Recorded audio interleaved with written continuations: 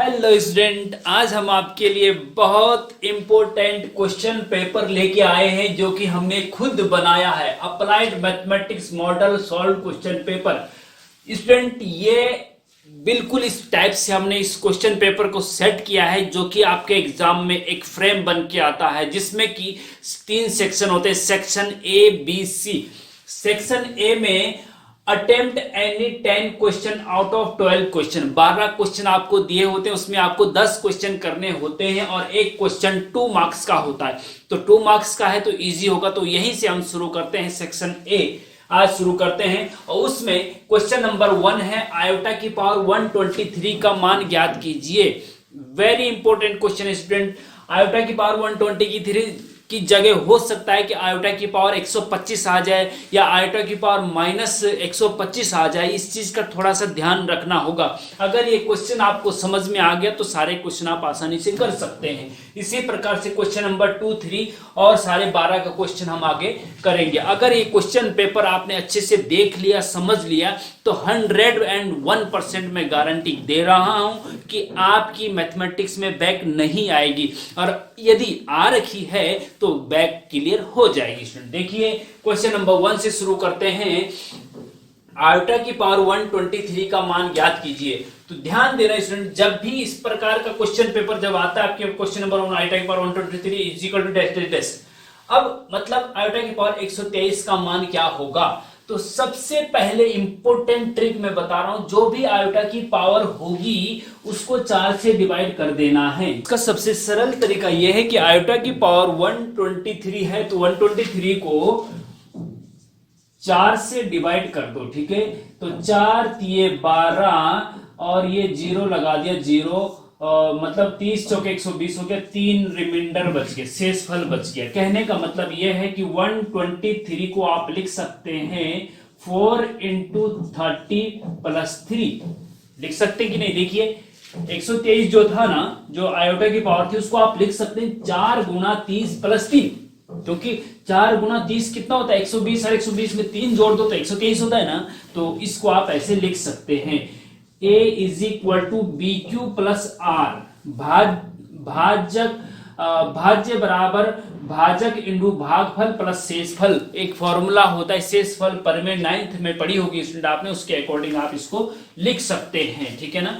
तो कहने का मतलब यह है कि जब आप इसको सॉल्व करते हैं तो जो आयोटा की पावर 123 है ना, तो इसकी जगह पे आयोटा की पावर आप क्या रख सकते हैं? रख सकते हैं 4 × 30 + 3, क्योंकि दिस इक्वल टू 123 होता है। ठीक है, ये रख दिया। अब आगे देखिए, आयोटा की पावर, ये देखिए आयोटा की पावर 4 की होल पावर 30 × आयोटा की पावर 3। देखिए स्टूडेंट, गुणा में घातें जुड़ जाती हैं, प्रोडक्ट में पावर्स ऐड हो जाती है। आयोटा की पावर है, ये भी आयोटा की पावर है। जब बेस सेम रहता है, आयोटा आयोटा है, तो पावर्स ऐड हो जाती है, आपको पता होना चाहिए। ठीक है, तो ये प्लस वाला हमने अलग अलग कर दिया तो इसका रिवर्स हो गया। अब जो आयोटा की पावर 4 × 30 था, उसको आयोटा की पावर 4 की होल पावर 30, क्योंकि ब्रैकेट खोलेंगे तो मल्टीप्लाई हो जाएगा जी। तो इसको हमने ऐसा लिख दिया है। ठीक है स्टूडेंट। अच्छा, अब देखिए इज इक्वल टू आयोटा की पावर 4 का मान 1 होता है, ये आपको याद रखना है। ये 1 होता है पावर 30। आयोटा की पावर 4 का मान 1 होता है, आयोटा की पावर 3 का मान माइनस आयोटा होता है, और आयोटा की पावर 2 का मान -1 होता है, और आयोटा इज इक्वल टू √-1 होता है। ये 4 चीजें आपको याद रखनी होती है स्टूडेंट। डिटेल स्टडी हमने कॉम्प्लेक्स नंबर के लेक्चर हमने चैप्टर वाइज कॉम्प्लेक्स नंबर के बहुत अच्छे से लेक्चर हमने बना रखे हैं। उसका डिस्क्रिप्शन में हम लिंक दे देंगे। एक पूरी प्लेलिस्ट है कॉम्प्लेक्स नंबर की, उसको अच्छे से देख लीजिए। तो कॉम्प्लेक्स नंबर का एक भी क्वेश्चन आपसे छूट नहीं पाएगा। ठीक है, यहाँ पे इसको याद रख लीजिए, इस टाइप का क्वेश्चन आएगा। कॉम्प्लेक्स नंबर का है, आयोटा मतलब इमेजिनरी नंबर है। ठीक है, अच्छा, तो ये आयोटा की पावर 4 बराबर 1 होता है, ये आपको याद रखना है। और ये 1 इसकी जगह 1 रखिए, 1 की पावर 30 हो गया, इनटू आयोटा की पावर 3 का मान क्या होता है? देखिए माइनस आयोटा होता है जी, माइनस आयोटा। 1 की पावर 30 हो चाहे कुछ भी हो, वो 1 ही होता है, तो 1 × माइनस आयोटा। ठीक है जी। अच्छा, 1 × माइनस आयोटा माइनस आयोटा, तो आंसर आपका क्या हो जाएगा, माइनस आयोटा हो जाएगा। ठीक है, ध्यान रखेंगे, वेरी इंपॉर्टेंट है, आंसर आपका माइनस आयोटा।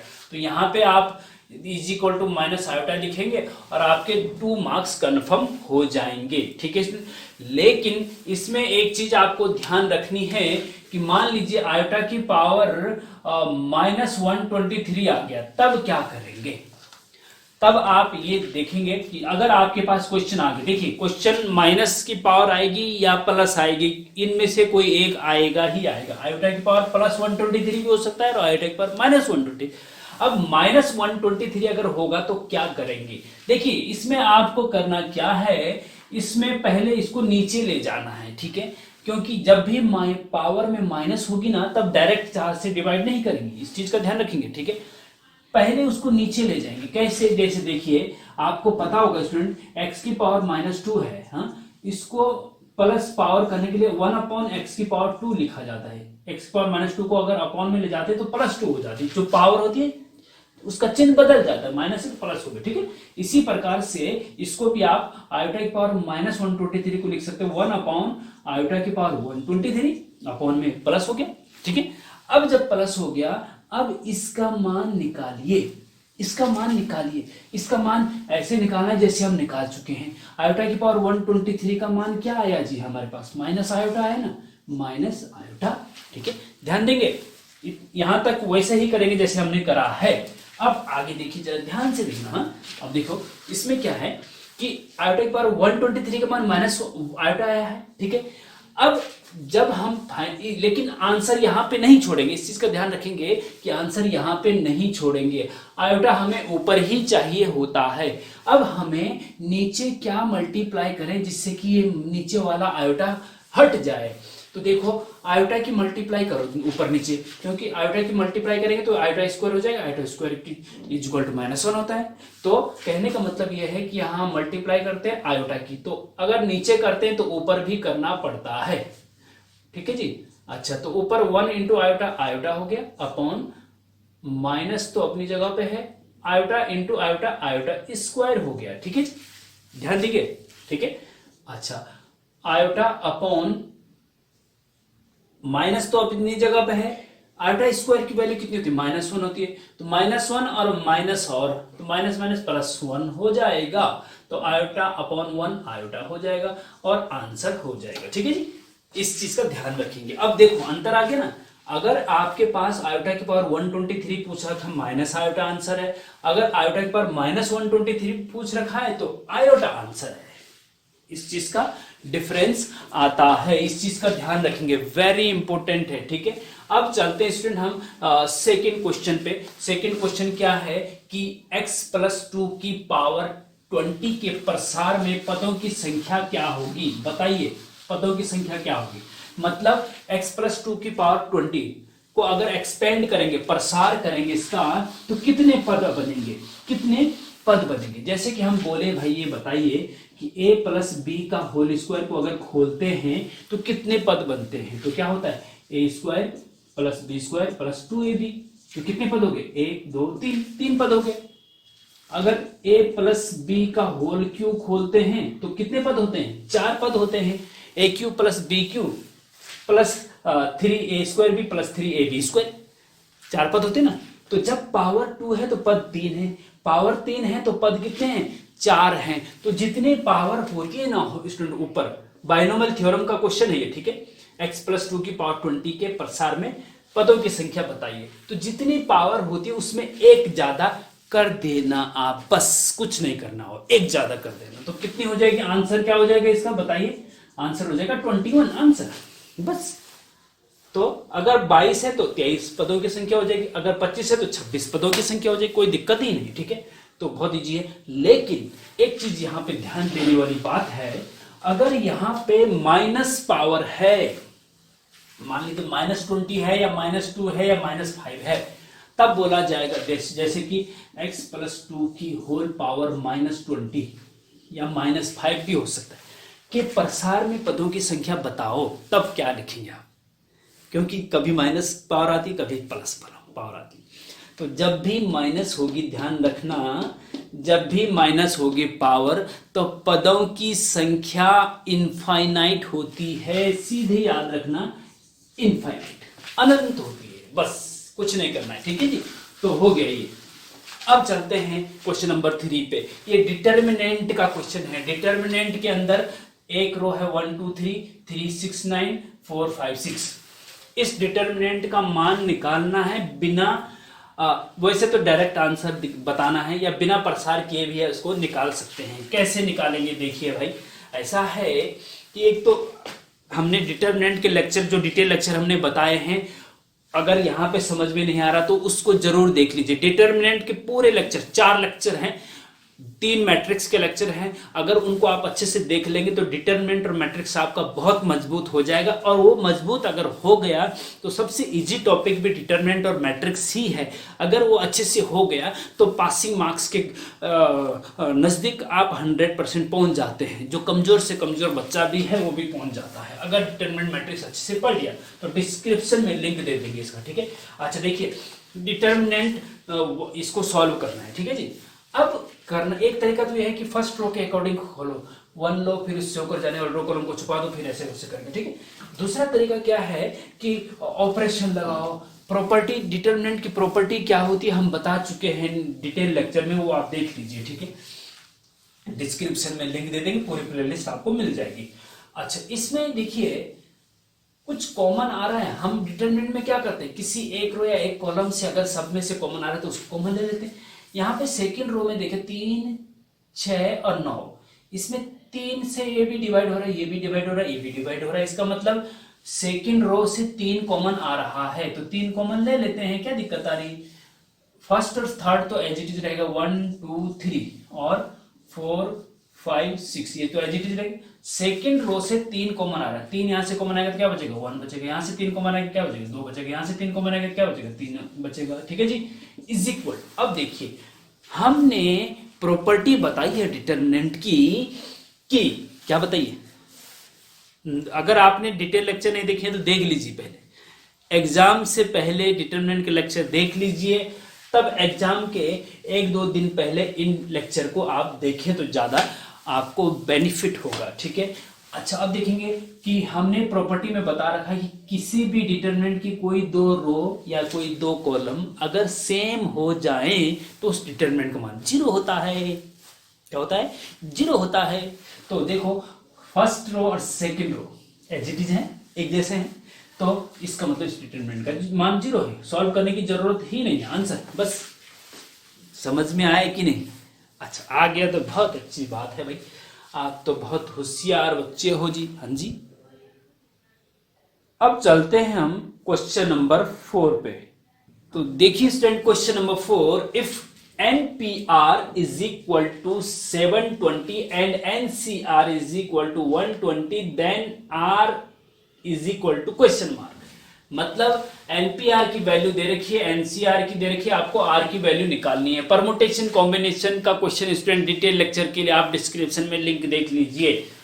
क्वेश्चन नंबर 4 करना कैसे, देखिए एनपीआर दे रखा है, एनसीआर दे रखा है, आर की वैल्यू निकालनी है। तो स्टूडेंट इसका एक फॉर्मूला है। क्या फॉर्मूला है, वो है कि आपको पता होना चाहिए कि एनसीआर क्या होता है। एनसीआर का मतलब होता है एन में से आर वस्तुओं का चयन, सिलेक्शन, केवल सिलेक्शन, इनटू फैक्टोरियल आर का मतलब क्या होता है कि जो एन में से आर वस्तुओं का सिलेक्शन किया उनको इधर उधर अरेंज कैसे करना है, कितनी तरीके से अरेंज कर सकते हैं। तो चयन, सिलेक्शन प्लस अरेंजमेंट, सिलेक्शन और अरेंजमेंट मिला के बनता है स्टूडेंट परमुटेशन, एनपीआर, ठीक है। तो ये फॉर्मूला याद रखिए, एनसीआर इंटू फैक्टोरियल आर बराबर होता है एनपीआर। इंपोर्टेंट है भाई, याद रखना है। अब एनसीआर की वैल्यू आपको पता है 120 है, इंटू फैक्टोरियल आर की वैल्यू तो पता नहीं, आर को निकालना है। एनपीआर की वैल्यू 720 है। अब यहां से फैक्टर आर बराबर 120 बटे में चला जाएगा 720 के, तो ये हो जाएगा 12 छक्के 72, 6। फैक्टर आर बराबर 6 अगर है तो आर बराबर क्या होगा, देखो फैक्टोरियल r बराबर जब 6 है तो r बराबर क्या होगा, तो कहने का मतलब ये है कि जो फैक्टोरियल 6 है ना, उसको भी फैक्टोरियल में बदल दो तो फैक्टोरियल फैक्टोरियल की तुलना हो सकती है ना। तो फैक्टोरियल r अपनी जगह पे है, 6 कितने का फैक्टोरियल होता है, तो 6 होता है स्टूडेंट, ये आपको पता होना चाहिए कि 6 होता है 3 का फैक्टोरियल, क्योंकि 3 का फैक्टोरियल बराबर होता है 3 गुणा 2 गुणा 1। फैक्टोरियल 3 का मतलब क्या, प्रथम 3 प्राकृतिक संख्याओं का मल्टीप्लिकेशन, फर्स्ट 3 नेचुरल नंबर का मल्टीप्लिकेशन, ठीक है। तो 3 इंटू 2 इंटू 1 क्या होता है, 6 होता है ना, तो 6 को आप फैक्टोरियल 3 लिख सकते हैं, और फैक्टोरियल r बराबर फैक्टोरियल 3 है तो r बराबर क्या हो जाएगा, 3 हो जाएगा जी आंसर। इस प्रकार से इस क्वेश्चन को करेंगे, वेरी इंपॉर्टेंट है, आपके एग्जाम में आने की संभावना बहुत ज्यादा है, ठीक है। तो देखिए स्टूडेंट, उसके बाद चलते हैं नेक्स्ट पे। अब है क्वेश्चन नंबर 5। क्वेश्चन नंबर 5 में क्या है कि if a is equal to matrix के अंदर 1 2 3 4 and b is equal to दूसरी मैट्रिक्स के अंदर -1 -2 3 4, तो a minus B find out कीजिए, तो a माइनस बी कैसे निकालेंगे जी, दो मैट्रिक्स का माइनस कैसे करते हैं ये आपको पता होना चाहिए। तो a माइनस बी कैसे निकालेंगे, देखिए a माइनस बी बराबर, लिख लो, कहा क्या दिक्कत आ रही है, a माइनस बी बराबर, a में रखा हमने 1 2 3 4 और बीच में माइनस का चिन्ह, फिर b में रखा आपने -1 -2 3 और 4, ठीक है जी। अच्छा, अब जब हम एक मैट्रिक्स से दूसरी मैट्रिक्स माइनस करते हैं ना, घटाते हैं, तो क्या करते हैं, करस्पॉन्डिंग एलिमेंट को घटाते हैं, मतलब फर्स्ट रो फर्स्ट कॉलम का एलिमेंट यहाँ पे 1 है, यहाँ पे 1 है, तो यहाँ पे क्या है, -1 है, तो 1 में से -1 घटा दीजिए, फिर 2 में से क्या घटेगा, -2 घटेगा, 3 में से 3 घटेगा, 4 में से ये 4 घटेगा। फर्स्ट रो फर्स्ट कॉलम का element first row first column से घटेगा, फर्स्ट रो सेकंड कॉलम का element first row second column से घटेगा इसकी, ठीक है। इस चीज का ध्यान रखेंगे, वेरी इंपॉर्टेंट है। अच्छा देखिए, 1 में से -1 अगर घटाते हैं तो क्या आता है, 1 में से घटाते हैं -1 तो क्या आता है, 1 + 1 हो जाएगा इज इक्वल टू 2 हो जाएगा जी। माइनस घटाते हैं अगर -1 तो ब्रैकेट खोलते हैं तो माइनस माइनस प्लस हो जाता है, तो 2 हो जाता है। इसमें गलती मत कर देना कि 1 में से -1 घटा के 0 लिख देंगे, कई स्टूडेंट ऐसा कर देते हैं, ऐसा नहीं करना है आपको, ठीक है। तो 1 में से -1 अगर माइनस कर रहे हैं तो ये 2 हो जा रहा है जी, 2 में से -2 करते हैं तो ये प्लस हो जाएगा बीच में, तो 4 हो जाएगा जी। 3 में से 3 घटाते हैं तो 0 हो जाएगा जी, 4 में से 4 घटाते हैं तो 0 हो जाएगा जी, ये आपका आंसर आ जाएगा जी, ठीक है जी। तो इस प्रकार से मैट्रिक्स का क्वेश्चन में 2 मार्क्स का कर सकते हैं, ठीक है, वेरी इंपॉर्टेंट है। नेक्स्ट करते हैं, चलो नेक्स्ट करते हैं, चलो फटाफट करते हैं, ठीक है, ध्यान से देखिए, ठीक है। अच्छा, next question number 6, if sin alpha equal to 1/3 then sin 3 theta is equal to, बताइए।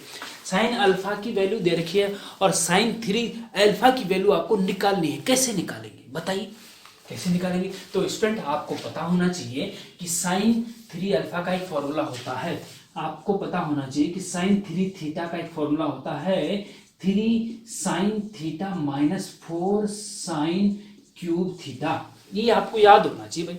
यहाँ पे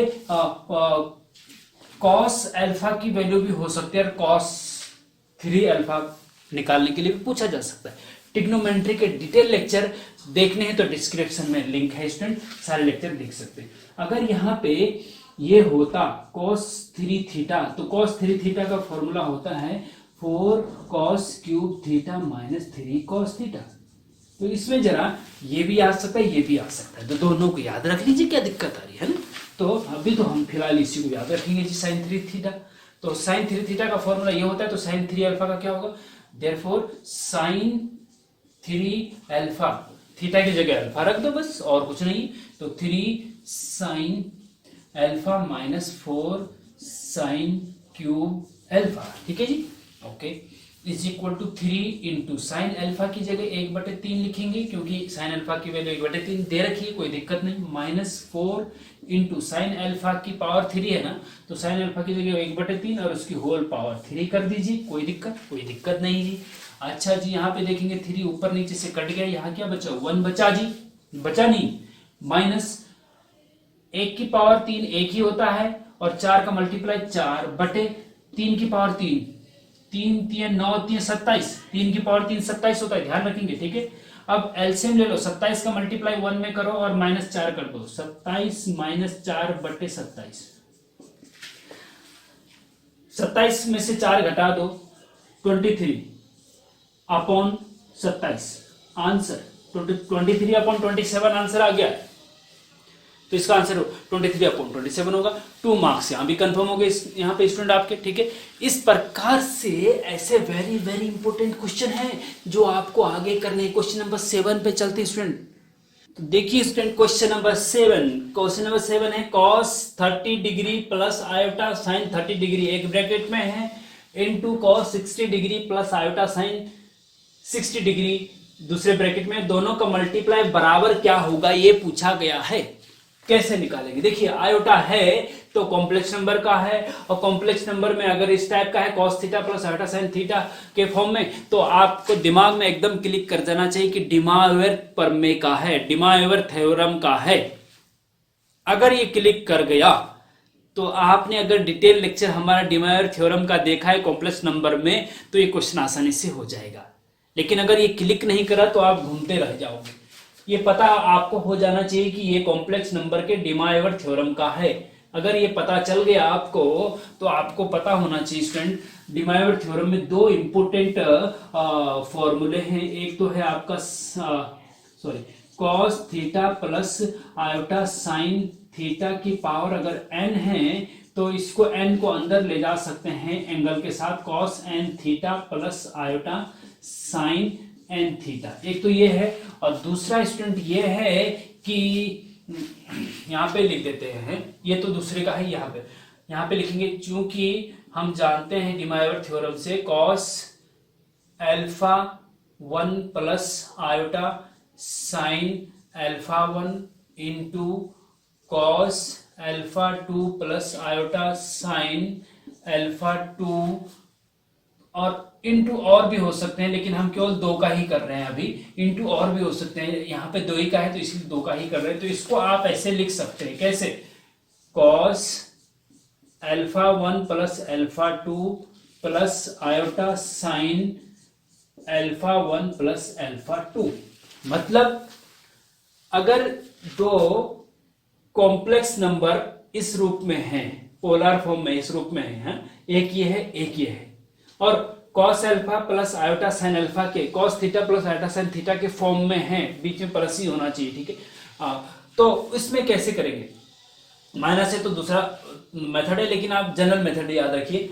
cos alpha 1 plus iota sine this is equal to cos के साथ जो cos के एंगल है ना, यहाँ cos का अल्फा 1 है, यहाँ cos का अल्फा 2 है, वो एक साथ आ जाते हैं, प्लस आयोटा फिर साइन के एंगल एक साथ जुड़ जाते हैं। अगर यहाँ पे cos alpha 3 plus iota sine alpha 3 भी होता तो यहाँ alpha 1 plus alpha 2 plus alpha 3 आ जाता, यहाँ पे alpha 1 plus alpha 2 plus alpha 3 भी आ जाता, ठीक है।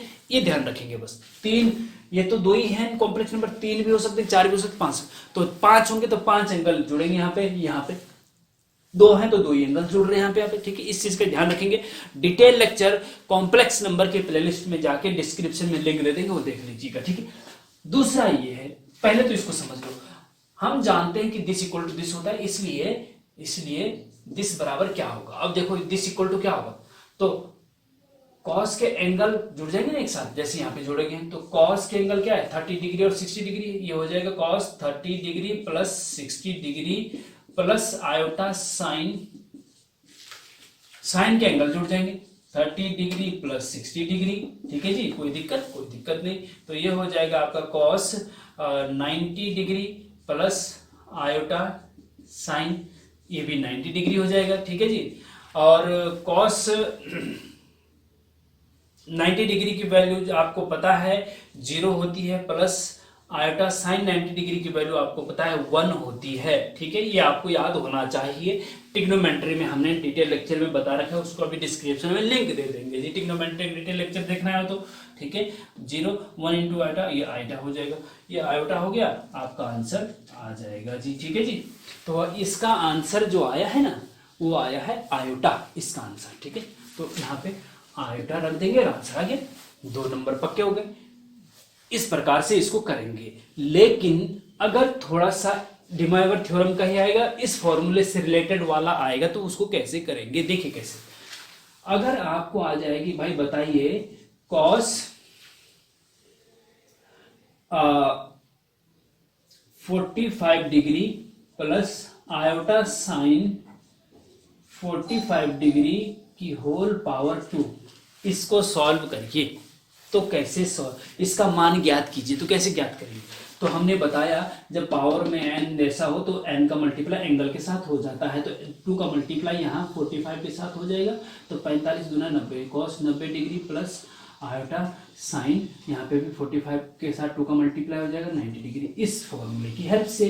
और आपको पता है कॉस 90 डिग्री का मान वो 0 होता है और साइन 90 डिग्री का मान 1 होता है, तो ये आयोटा आंसर आ जाएगा जैसे कि यहाँ पे आ रखा है, बस एज इट इज। बिल्कुल फर्क क्या है, यहाँ पे 2 पावर है, यहाँ पे 30 इंटू 60 था, तो आंसर दोनों का जबकि सेम आ रहा है। तो क्वेश्चन ये भी आ सकता है, क्वेश्चन ये भी आ सकता है और क्वेश्चन ये भी आ सकता है, दोनों के लिए आपको तैयार रहना होगा, ठीक है।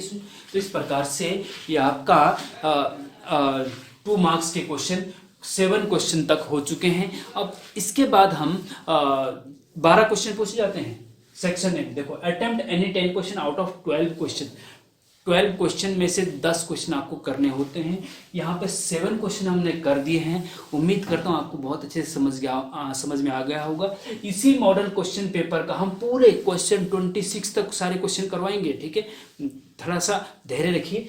इन 7 क्वेश्चन को अच्छे से प्रैक्टिस कर लिया है आपने तो बहुत अच्छी बात है। उसके बाद इनसे रिलेटेड जो डिटेल लेक्चर उनको देख सकते हैं आप, अगर आपको कहीं पे कोई दिक्कत हो रही समझने में तो। उसके बाद नेक्स्ट लेक्चर में हम आपको क्वेश्चन नंबर 8 से 12 तक के क्वेश्चन करवाएंगे। उसके बाद सेक्शन 20 शुरू करेंगे, ठीक है। तो पूरा का पूरा मॉडल पेपर हम बहुत अच्छे से आपको करवाने वाले हैं और आपको एक एक क्वेश्चन को बहुत अच्छे से देखना होगा, जिससे कि आपके मैथमेटिक्स में बैक ना आए, और अगर किसी की आ रखी तो वो भी क्लियर हो जाए। 2021 है भैया, ये ध्यान देना।